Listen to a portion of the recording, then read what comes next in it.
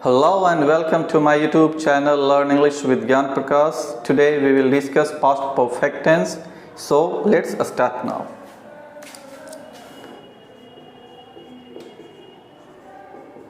Past perfect tense, इसका identification यानी इसका जो पहचान होता है उस पर पहले गौर कर लेते हैं। क्रिया के अंत में आथा,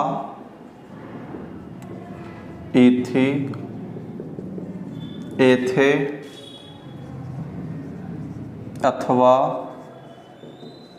चुका था, चुकी थी, चुके थे इत्यादि लगा रहे। अब समझिए इसका प्रयोग करते कब हैं। तो कहा जाता है कि जब कोई काम बहुत पहले खत्म हो गया, जैसे वह घर गया था यानी कि बहुत पहले घर गया था।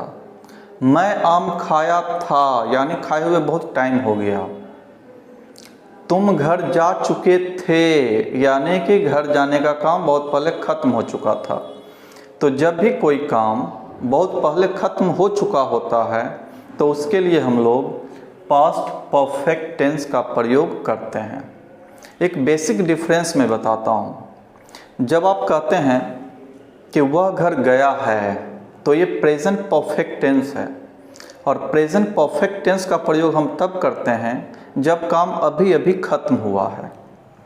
एक होता है वह घर गया, ये होता है पास्ट इंडेफिनिट टेंस, यानी काम खत्म हुए कुछ समय काम खत्म हुए कुछ समय हो गया है। एक होता है पास्ट इंडेफिनिट टेंस, उसमें क्या है कि काम खत्म हुए कुछ समय हो गया है, उसके लिए पास्ट इंडेफिनिट टेंस होता है। लेकिन अगर काम खत्म हुए बहुत समय हो गया है तो उसके लिए पास्ट परफेक्ट टेंस होता है। तो चलिए अब हम लोग डिस्कस करते हैं पास्ट परफेक्ट टेंस। तो इसका स्ट्रक्चर होता है subject plus head plus V3 plus object. इसके जो हेल्पिंग वर्ब हैं वो हेड हैं। सब्जेक्ट कुछ भी क्यों ना रहे, आपको हमेशा हेड लगाना है। और याद रखिएगा कि जब भी परफेक्ट टेंस आएगा, चाहे वो प्रेजेंट परफेक्ट टेंस हो या पास्ट परफेक्ट टेंस हो या आगे फ्यूचर परफेक्ट टेंस पढ़ना है, तो जब भी परफेक्ट टेंस आएगा तो V3 का ही प्रयोग होता है, ये हमेशा ख्याल रखिएगा। कंटिन्यूअस टेंस में V4 का प्रयोग होता है, परफेक्ट टेंस में V3 का प्रयोग होता है, ये हमेशा याद रखना है। अब आ जाइए इसके एग्जाम्पल पे। जैसे वह घर गया था, तो बनाइए वह का ही हो जाएगा, फिर हैड है तो हैड, जाना का V3, गॉन होता है घर है तो होम हो जाएगा। इसी तरह से मैं किताब पढ़ चुका था,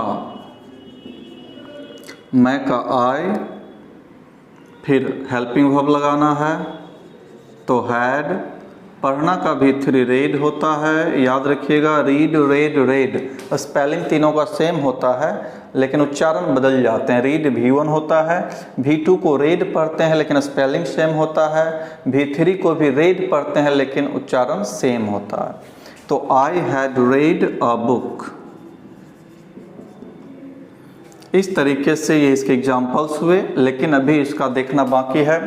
आगे हम लोग इसका नेगेटिव सेंटेंस देखेंगे, इंटरोगेटिव सेंटेंस देखेंगे और इंट्रोगेटिव नेगेटिव सेंटेंस देखेंगे।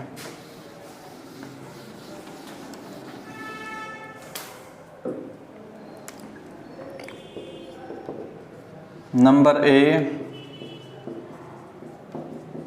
वह घर गया था।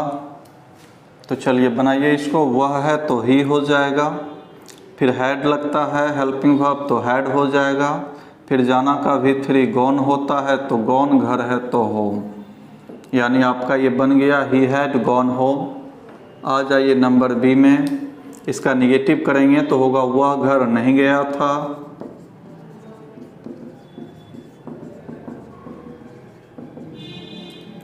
चलिए देखते हैं। अब चूंकि निगेटिव हो गया है इसलिए हेल्पिंग वर्ब के साथ या हेल्पिंग वर्ब के बाद नोट लगाइए।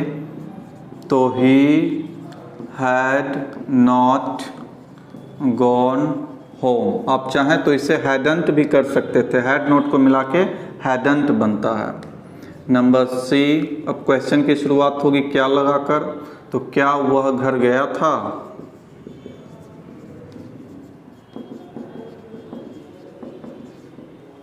चूंकि क्वेश्चन है इसलिए क्वेश्चन मार्क देना जरूरी होता है।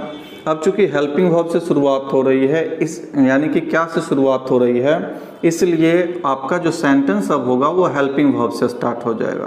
क्योंकि मैं बार बार बता रखा हूँ कि जब भी क्वेश्चन होता है तो सेंटेंस के हेल्पिंग वर्ब पहले आते हैं तब सब्जेक्ट आते हैं।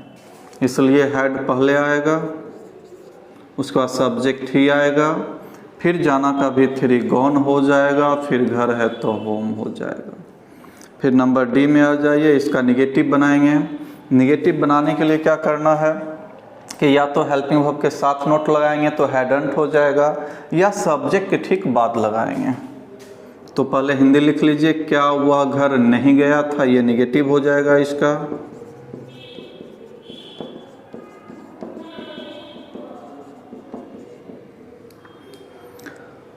चूंकि मैं बता रखा हूं कि या तो आप हैडंट करेंगे या सब्जेक्ट के बाद नोट लगाएंगे, तो चलिए दोनों तरीके से देख लेते हैं। एक हैडंट कर लेते हैं, फिर वह का ही हो जाएगा, जाना का भी थ्री गॉन, घर है तो होम। नोट लगाना है अब सब्जेक्ट के बाद, यहाँ से नोट हटा दीजिए। तो इसी को आप लिख सकते हैं हैड ही नॉट, यानी दो तरीके से आप इसे बना सकते हैं, या तो हेल्पिंग वर्ब के साथ नोट लगा करके या सब्जेक्ट के ठीक बाद लगाकर। तो had he not gone home. Number ई में आ जाइए, फिर क्यों कब कैसे कहाँ, ये जो मेन सेंटेंस है इसमें लगाया जाता है। वह घर क्यों गया था, वह घर कब गया था, वह घर कैसे गया था, इस तरीके से क्वेश्चन बनाते हैं।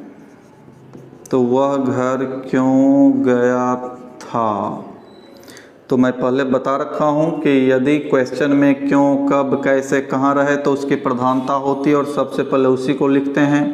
तो क्यों का इंग्लिश होता है व्हाई, तो व्हाई हो जाएगा। फिर सब्जेक्ट नहीं डालना है, ऐसा नहीं कि वह देखा तो ही लगा दो, बल्कि क्वेश्चन है इसलिए पहले हेल्पिंग वर्ब तब सब्जेक्ट, और इसका हेल्पिंग वर्ब होता है हैड।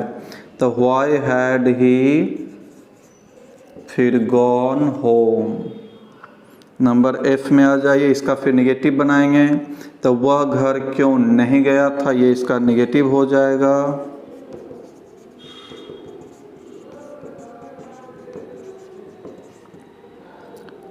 अब चूंकि निगेटिव हो गया है तो नोट लगाने का जगह आप जानते हैं कि या तो हैडंट करेंगे या सब्जेक्ट के बाद नोट लगाएंगे। तो चलिए कर देते हैं दोनों तरीके से। Why hadn't he gone home, या इसी को कर देंगे, नोट को सब्जेक्ट के ठीक बाद लगा देंगे तो बन जाएगा why had he not gone home. तो इस तरीके से आज आपने देखा कि किस तरह से पास्ट परफेक्ट टेंस का निगेटिव बनाते हैं, इंटरोगेटिव बनाते हैं, इंटरोगेटिव नेगेटिव बनाते हैं, और उम्मीद है कि आप सभी इसे सीखकर बहुत फ़ायदा उठा सकते हैं। Thank you.